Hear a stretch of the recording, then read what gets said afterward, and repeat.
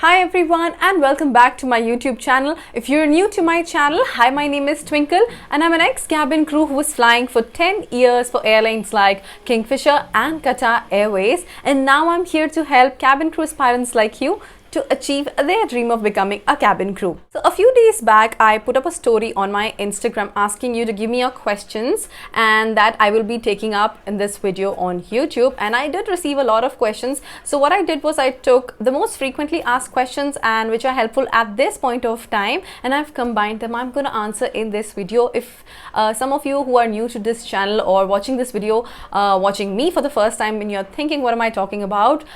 You might want to consider following me on my Instagram handle. I will leave it here and also in the description box. Go ahead and start following me. I do a lot of exercises there. I do a lot of question answers. I answer to a lot of your queries and a lot more. But before we get into the video, if you haven't subscribed to my channel, guys, go ahead, subscribe to my channel. And if you like the kind of videos I make, go ahead and like them and share it with as many people as you can, because all of this motivates me to make more videos. On that note, let's get into the video.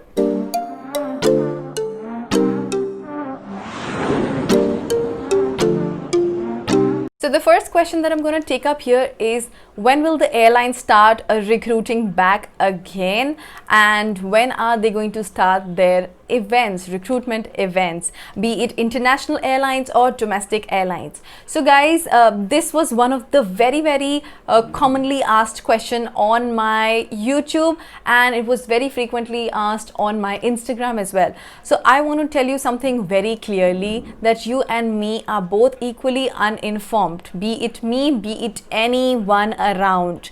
The only way that you can get to know about the vacancies, and which is going to be fastest and a confirmed way, is to check their official website. Yes, to check the official website and go to the careers section of that particular airline, be it domestic or international, and check for their vacancies or their recruitment events, the upcoming ones where they're going to recruit in which city or which part of the world, be it domestic or international respectively. For as far as the time is concerned, it can be 2 years, it can be 1 year, it can be more than that, or it can be lesser. None of us are informed about the same, and it also depends upon airline to airline. Now there are some new airlines like TrueJet and some other new airlines which operate on charter. They were having recruitment events, or they were hiring initially when the pandemic started, but the other airlines which are much established are not hiring at the moment, and I think this will take time. But if you ask me the amount of time, nobody, not me, not anyone can tell you this thing. But one thing I can tell you for sure, if there is any news around you from any source that you are following and they're telling you that this industry is over, they're not gonna be hiring any more any day, then this is absolutely wrong. They are going to hire sooner or later, because travel industry, airline industry cannot stop operating. Let's be practical, guys. This is going to be there. Don't stop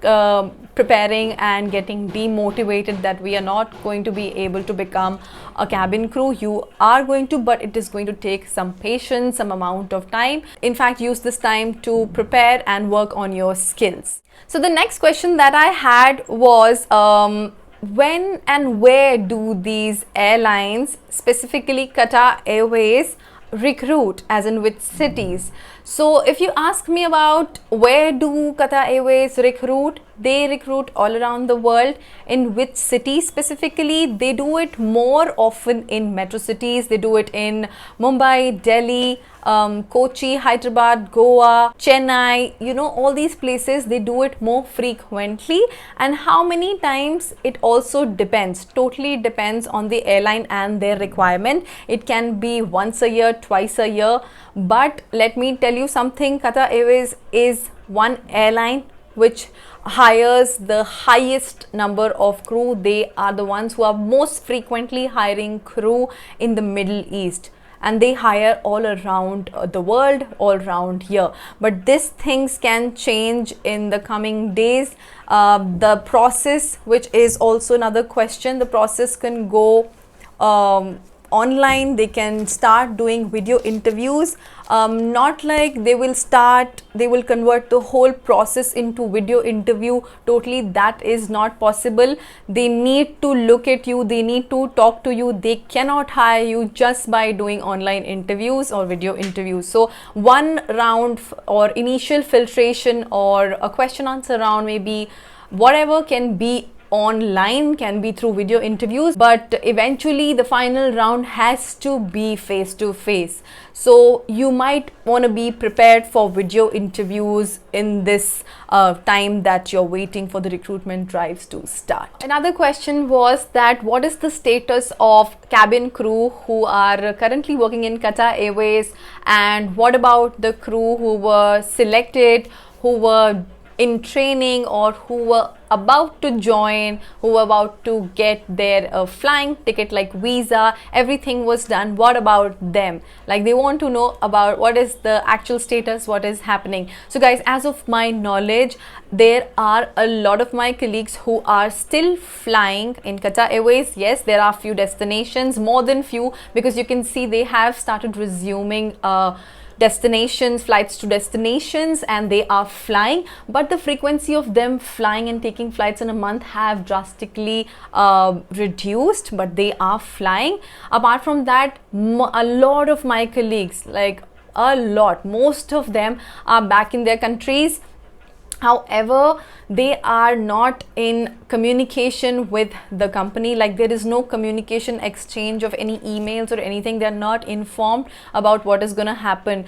Maybe they're waiting for the pandemic to get over, I mean the country to open its doors so that people can start flying. I have no clue about this, but yes, there are people who are waiting in their respective countries without any communication, without any emails. Also, the crew who is currently flying is going through a lot of assessments and tests, and they are being evaluated more or less because this is going to be a way to lay off the crew, but nothing is confirmed. This is what I have heard from my colleagues. This is my first-hand information that I'm giving to you. Apart from that, all the crew who had not finished their training, who either were on hold or waiting for their tickets or waiting for their date of joining, waiting for a confirmation from the airline, who basically were maybe in the training or just did not start flying, have been sent an email, and they've asked them to either wait or withdraw their application, or they can choose to stay. I'm going to flash the email. This is the email that they have received, which clearly says that they are not taking any guarantee of rehiring you or giving you another chance. They are giving you an opportunity to withdraw, but they are not promising you that they are going to hire. So as per the email, they are not guaranteeing you anything. So in this case, if you ask me, I would rather advise you to just stand by, like be on hold, not to withdraw your application, because we never know if the airline changes their mind in future and they want to recruit all those people who were selected or in the middle of training, something like that. So just stay on hold. However, keep your options open, have a backup, try for other airlines as well, or just prepare again to give a fresh interview, because you don't want to rely on something when the company is not taking charge of their of your application. So don't be disheartened. It's fine. If something is supposed to happen, will happen, irrespective of some pandemic or no. Also, there was a question asking about what do we mean about standby in terms of cabin crew rosters or maybe the current condition. So standby means on hold. The crew are kept on hold in Qatar. If they are not flying, they are supposed to be laid off. They will be on hold there in Qatar until they probably receive their like visa or their travel arrangements. They are on hold there. Standby in terms of cabin crew roster means something else, that they are standby on duty, that they might be required, might not be required, but they have to be prepared. Similarly, in this situation of pandemic, if you're on standby, they might have you in the company, they might not have you in the company. You are on standby. Another question that I received was, are male cabin crew a part of Qatar Airways promotional events or promotions or events in general? So if you guys don't know about the promotions and events, yes, Qatar Airways does a lot of promotional events, and the people who are with the higher management, which is the CEO of the company, and all the sponsors, all the new destinations, all of the advertisements that we do, we don't really hire models. The Qatar Airways takes their own cabin crew to model for them, to be with them in the promotional events and go or assist the higher management, which is the CEO, to any of the conferences or any other events. So if you ask me for boys, so let me tell you that I was also part of the Qatar Airways promotional team, and I was doing a few of their promotional events of different nature. However, I've never worked with a male cabin crew in terms of a promotional event, but that does not mean that Qatar Airways does not include male cabin crew in their events.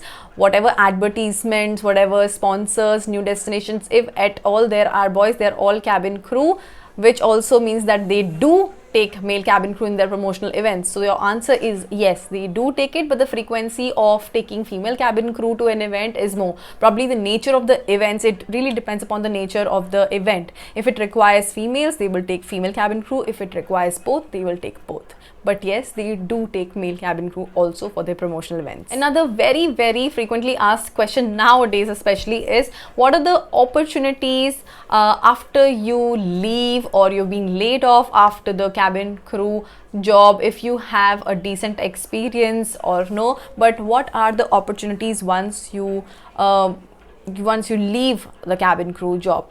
This question is very subjective. So career opportunities after any job, whenever you leave any job, really depends upon you in case you are changing the field. For example, if you leave your current cabin crew job but you want to be a part of another airline, definitely your experience will be useful because you are in the same field.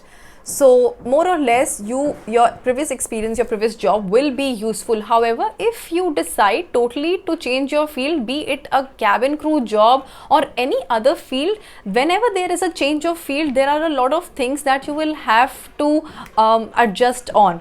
First thing being the pay. Apart from that, there can be a lot of factors, other factors that decide what career opportunities can you choose after this job. First thing being experience. If you're very experienced or not, if you've got a good experience from 8 to 10 years, you might apply for a managerial job in an airline or aviation or hospitality industry. But again, a lot of things depend upon you as a person. What are your skills? What are your education level?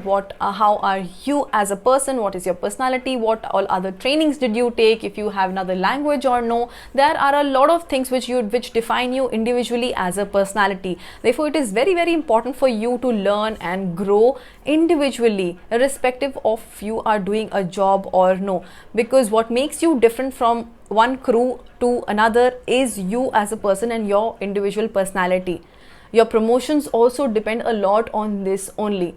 Not because only you have worked in an airline for a few number of years, you will be promoted and you will have all that what it takes to be a trainer or in a managerial position. It totally depends upon you as a person, how good you are.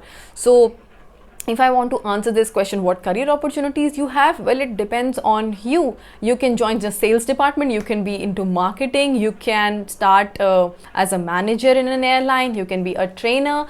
But to be very honest, your options in an airline background or a hospitality background will be much more than any other field. But again, it depends. What are your plus points? What are your bonus points? What is your resume? What does your resume look like? So it totally depends upon you. If you think that you want me to make a separate video on what opportunities can you take up, please comment below in the comment section and I will try to find out some very common jobs or career opportunities in terms of career options after you have resigned from your current crew job. I will try, but it really depends upon you as a person. The last question that I'm going to take for this video is also very frequently asked question these days, is about interview questions or service questions, or to answer the questions. First is that I get a lot of requests of getting you questions for the interview and then answering them. So guys, let me tell you something really very honestly, that I don't really believe in spoon feeding. What I believe in is learning and developing your skills so that you can frame your questions according to your experience, or if you're a fresher. Now you will tell me I'm a fresher or I'm an experienced person, however I need guidelines, I don't know how to do this. Yes, I can do that, but you have to do your own part as well. You guys got to let me know what are the questions that you are facing problems in, what are the areas that you're facing problem in.